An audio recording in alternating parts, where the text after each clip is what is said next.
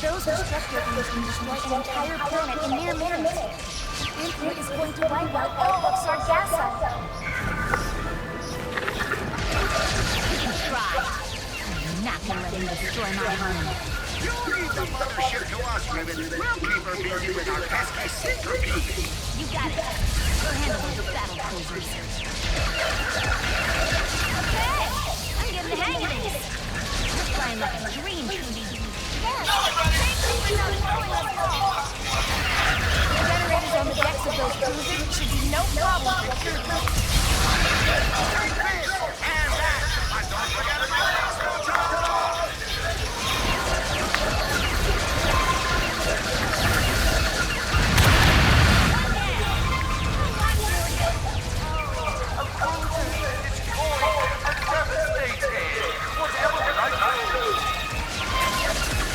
Shields up, my darling battle cruisers. Shields? Couldn't be easy. Those shields are impenetrable to any weapon we have. I do not know how we will get past them. We put together some bombs out of our plutonium stash that should help you take down those shields. Trudy can pick them up and toss them at the cruisers.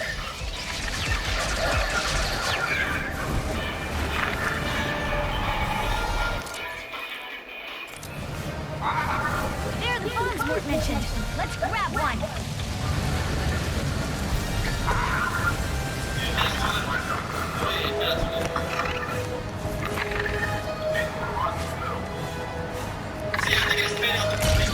Let's see how their shields hold up against enemy.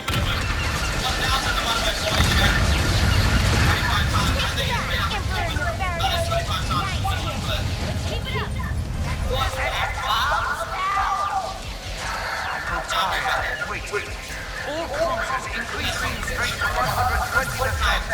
I want Sargasso broken. How fucking dare you? These are rumbling and There's no way! Wow! Sargasso is I'm gonna shut it down.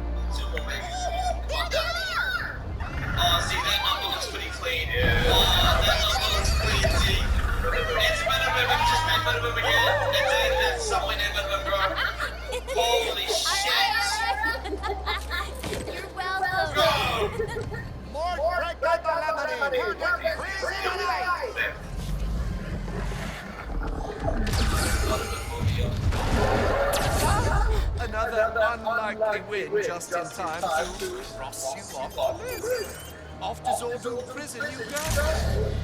Oh, who needs tradition? Let's spice things up.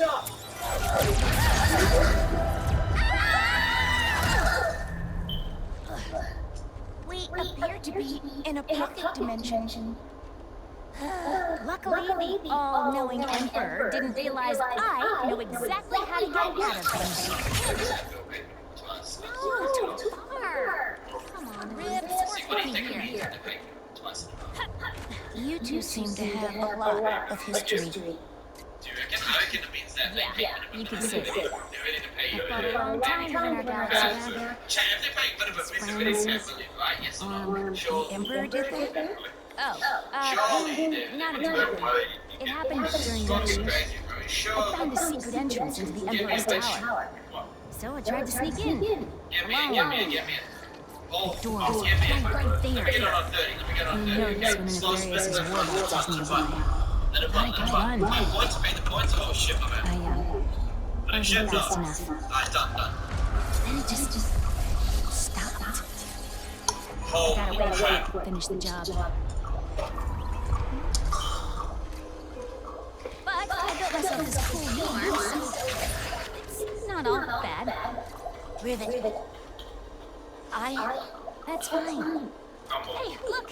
An exit! Check this. Oh, that was 15 spins, Susie. 15 spins should be a way high chance of winning back, you know what I mean? Way higher. Let's get to Xerxes. Maybe Ratchet and Clank have some good news. Like, what am I saying? Bet Ratchet's got everything handled right now. This is bad. No, this is fun.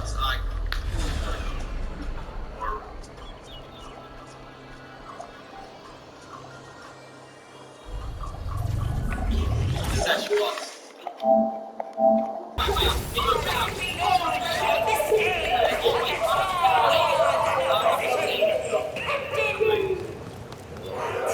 Give me all that.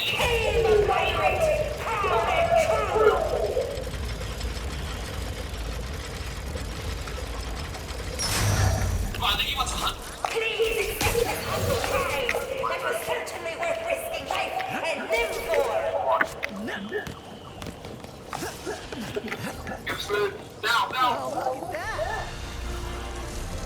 Oh my god, we got a line. Another rush, come on. Oh, we got a line anyway. Holy shit. Holy shit. Okay. He survived? I mean, huzzah! Finally! Looks like Pierre was telling the truth after all. Let us see what is up ahead first. Snag him, they're gonna get something king and eat him.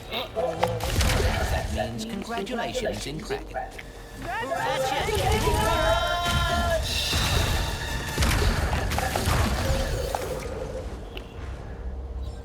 So, Captain what brings ye here? You're, in danger. The Emperor has a... Vaccinator? You already knew? We bugged him to do the greatest job we ever pulled. So actually, he's the one in danger. We could get ahead of the Emperor with that thing. It's me face. But you're not a robot. Oh, that one was fucking worthless. Holy shit. Fuck me. Surely the roof's this kind of doesn't Wait, this dimension has quark? Quark? It's quantum. Captain Quantum.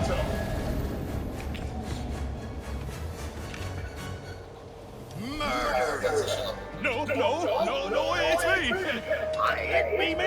Quantum! See? Ye will behave for defiling a captain's head like that. Both of ye.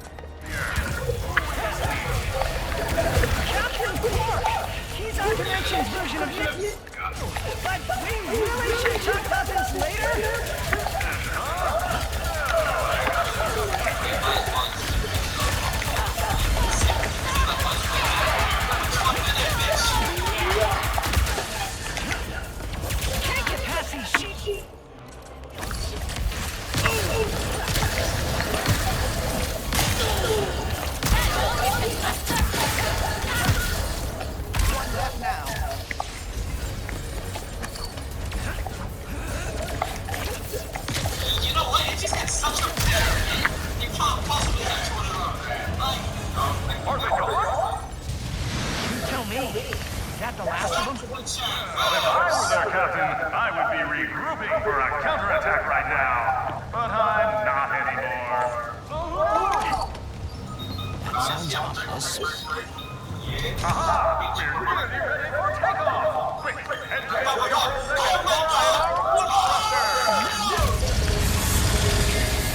freedom! Sweet glorious free! Oh no. Is the whole planet after us? If they were trying to stab me, I'd be so honored right now. Just a little bit longer. We're almost at full power. Where is that ship going? What the heck is that thing? They've deployed the Thunder Beam. It's an ambush. And a perfectly executed one at that.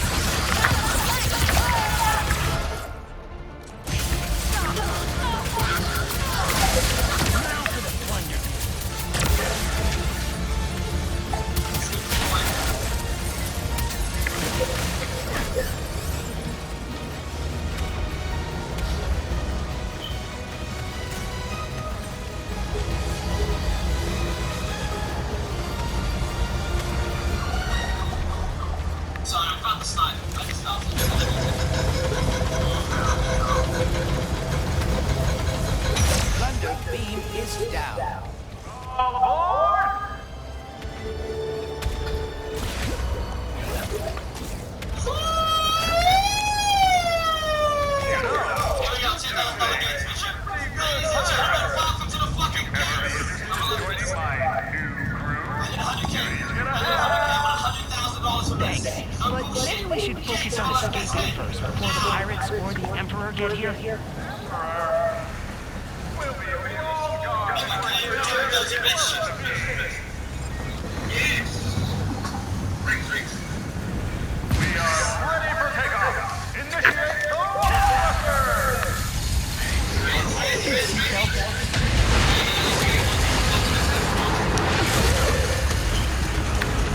We're on the ground. Can't move her. No! I have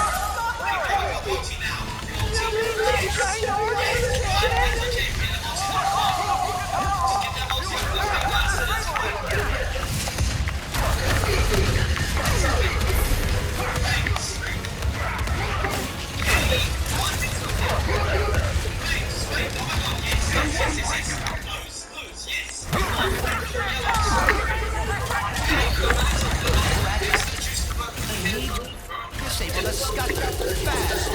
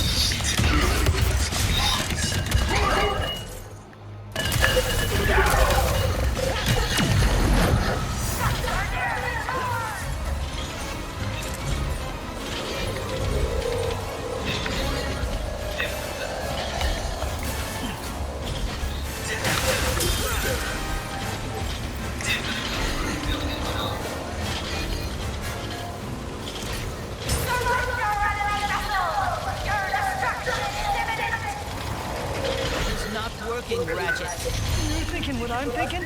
I'm afraid so. We have no choice. Hit the bell.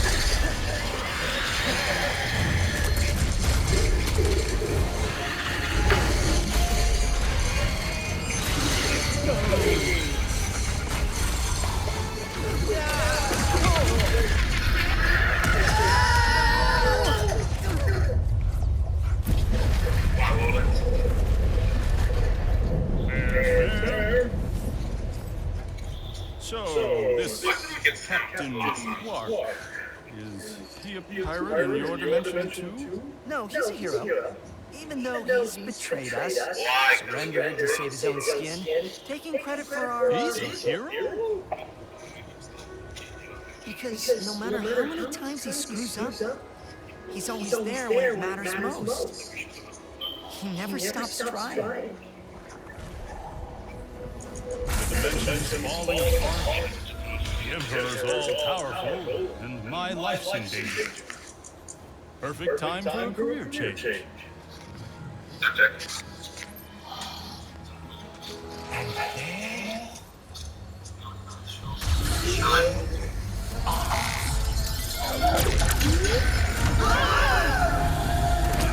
What are you doing?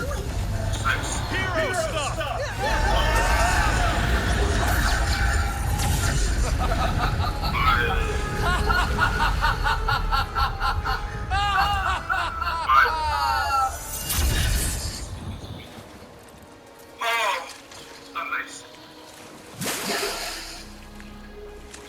Holy shit. Actually saved us. Wow.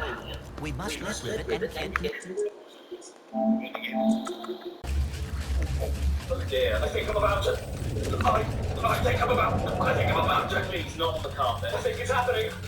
I can feel it coming. Oh no! Please help me! Oh, would you look at that? Somebody's at the back door. I wonder who it is.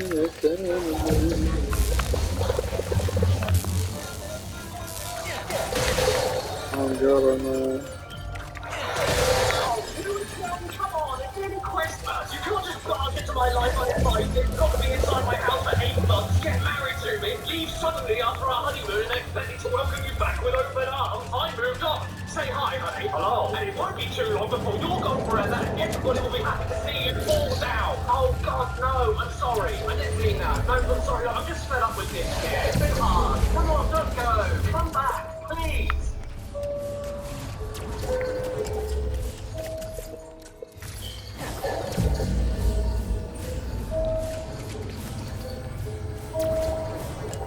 We had a baby. Speaking of bricks, I should really get to ordering my PS5.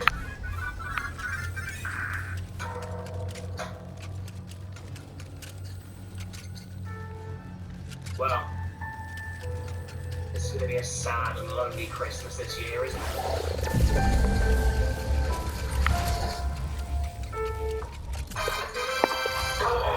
Sony! You cheeky little fan! Seriously, these things were impossible to find, weren't they? So I consider myself extremely lucky that PlayStation themselves looked at smelly old caddy and gave one to me. Thank you so much. It means the world to me. I love this thing so much, I could just give it a big old caddle.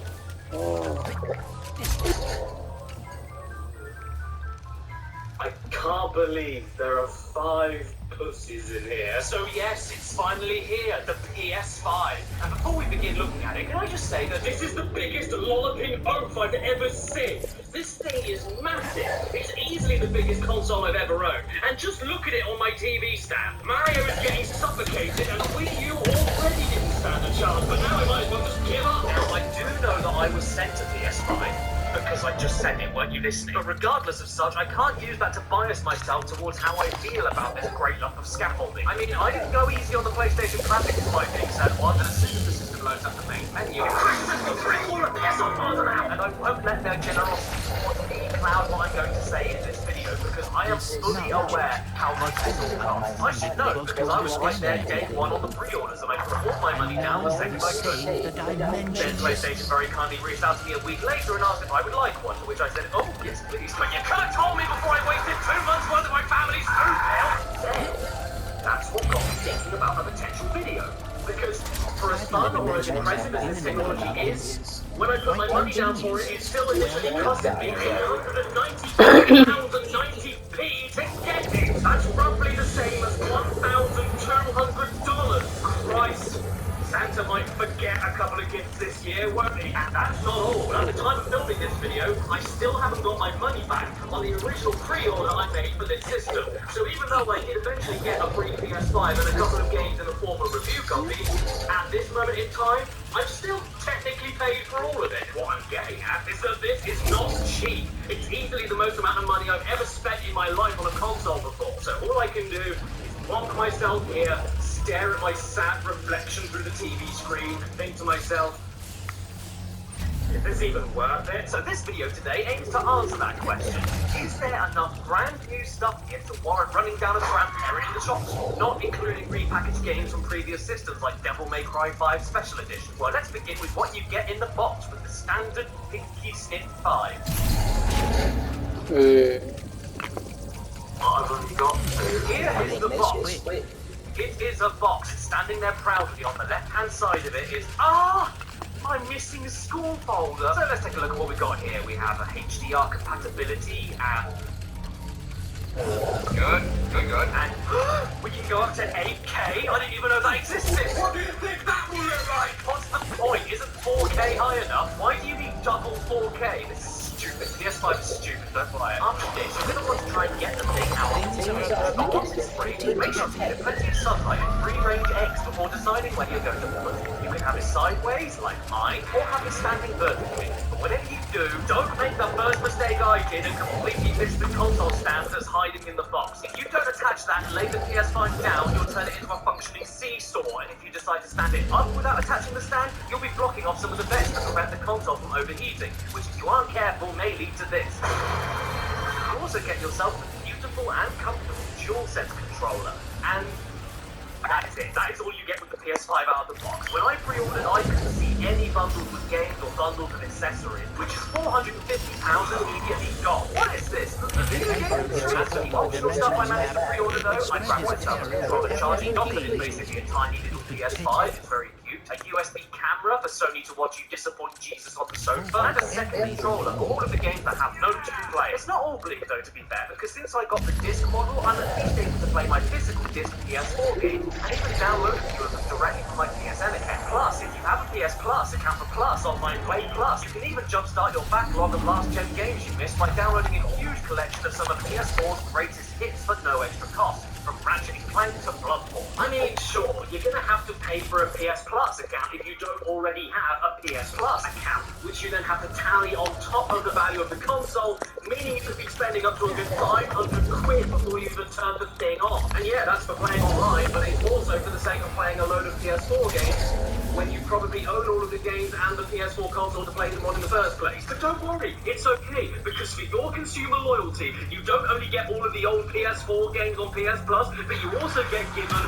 one brand new free game to go with your PS5 at launch. Jeez, thanks, Soy! And that new game that came with my PS Plus online subscription right out the gate was bang stiff. Yeah, it's time to jump into the game now, but I should preface that because there's a lot to get through here, and I have to get this video done before 2023, I'm only going to give all of these games around 2 hours of my time. This So may consider all of these Thursday fresh. Bug Snacks was made by Young Horses, you may remember from Octodad, Daddy is Daddy. So how do you follow on from a game about an octopus who thinks the whole world is human? Well, naturally, with a game about strawberries, carrots and hot dogs with googly eyes and anuses on their faces. Yeah, nothing out of the ordinary here, just your average game about a man with soft puppet hands made out of meat trying to trap and collect as many adorable fruits, vegetables and junk foods as possible that just so happens to be alive. And even if you're not too sold on the premise here, I'm convinced that at least one of these little creatures you see will make you go, oh my god! Personally, I find all of these creatures very endearing, and I find it more fascinating just watching them all dibble around and actually solving some of the deviously interesting logic puzzles in order to catch them. I mean, look at this thing. Look at it! I wish you were my child. This one is broken and I want my money back. And by the way, I think we need to correct the Bible, because it was obviously Bunga who died for our sins. So you're playing the game, running around this unique little land of fuzzy muppets with names like Wampus and Clumpy, and you're really enjoying seeing all of the precious and creative little snack monsters walking around. You scan them, you take pictures of them, you catch them, you want to give them all a kissy-wissy on the lippy-dippy, you're having a whale of a jolly old time, and then you take your discoveries over to your friends to show them when they decide to consume them, and then the animals grow out of their limbs like tumours.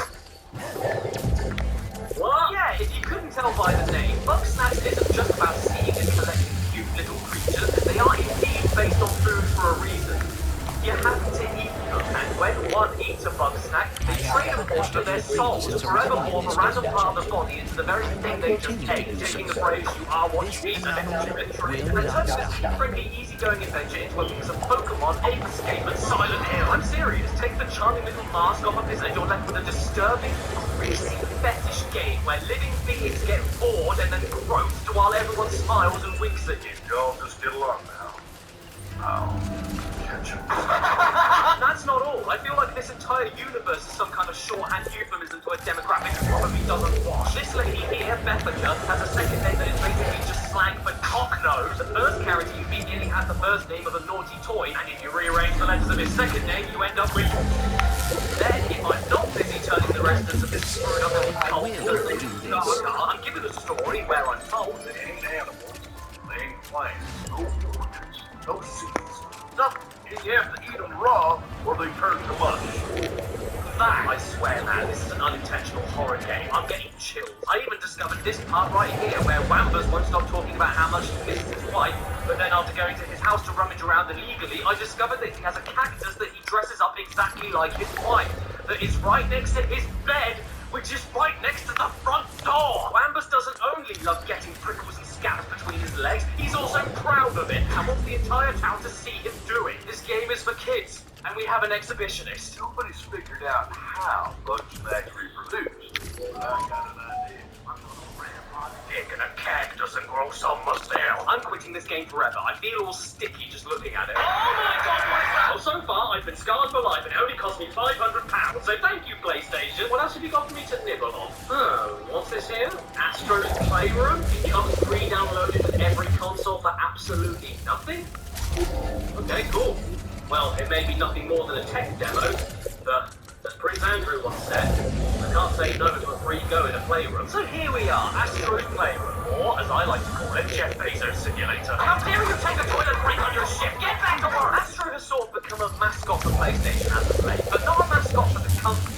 I mean for the PlayStation console tech itself. I have never heard of a hardware mascot before, aside from these handsome young chaps on graphics card packaging. But whenever PlayStation have a new console or a new piece of tech for a console, Astro is usually front and center to promote it because he apparently lives inside it. And I'm okay with that because just look at him. He's so cute, I could pee all over it. This here is a short but sweet collectible platforming game in which you explore the worlds that exist within the PS5 console itself. There's a world inside the graphics processor, a world inside the cooling system, a world inside the solid-state drive, you get the idea. And there's not really that much to it. You explore, fight enemies occasionally, find secrets, and jump all over the damn place like a little man running around with a shotgun. Most importantly though, this game makes you point and laugh excitedly at the screen with great enthusiasm while making noises like because of the dozens and dozens and dozens of references they include. Joe, please stop scaring me. Look, Eddie, I just think that The Last of Us 2 is a fine game, but just not worth Game of the Year. Astro's Playroom is essentially a massive dump of fan service and celebration over the PlayStation brand and how far it has come since 1994.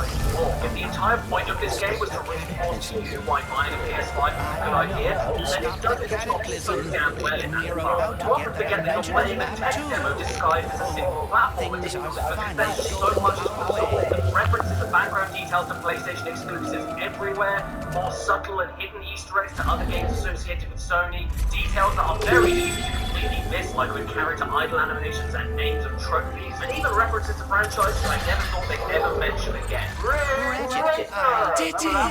Basically, you'll just look at me and a load of indulgent self-imagination from PlayStation about their own console. This is pushing it a bit far, but you think, oh my god, man, stop it! You don't need to hump the stupid game!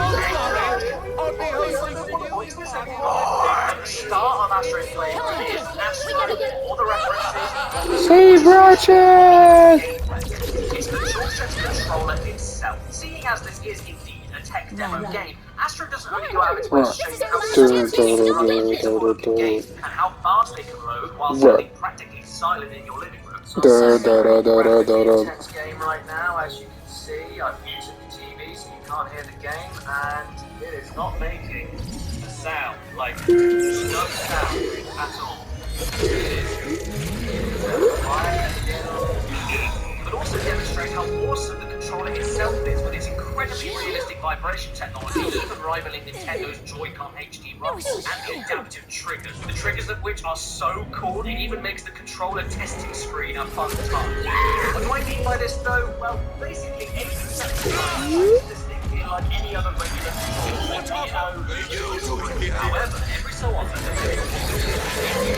each individual trigger provides you unique levels of stiffness, vibration, and resistance using tiny little motors and magic. It's very hard to explain without you feeling it happen yourself, but trust me when I say it's one of the coolest things about the system. Holding and pointing a laser, activating rocket boosters, opening a camera shutter, gripping a plastic ball until you pop it open. It actually feels like you're doing these things with your fingers thanks to the triggers. And that isn't all that this controller can do. The touchpad returns from the PS4 DualShock controller, which means I can make it say heal.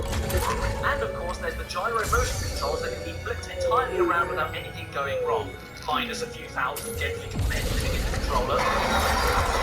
When you mix all of this extensive testing and usage of all the PS5's features into a simple but damn good collectible platformer, and then fill it to bursting full of nostalgic callbacks, you end up with one of the best PS5 games you could get so far. Yes, I'm being serious, and it comes with the console. I love that this game is deeper than Loch Ness. There's a monster living in it. In fact, while recording, I did not want to stop playing this game. I got a bit lost in this lovely little console world, but I really want to save my reaction for now, and let's start moving on to the heavy hitters.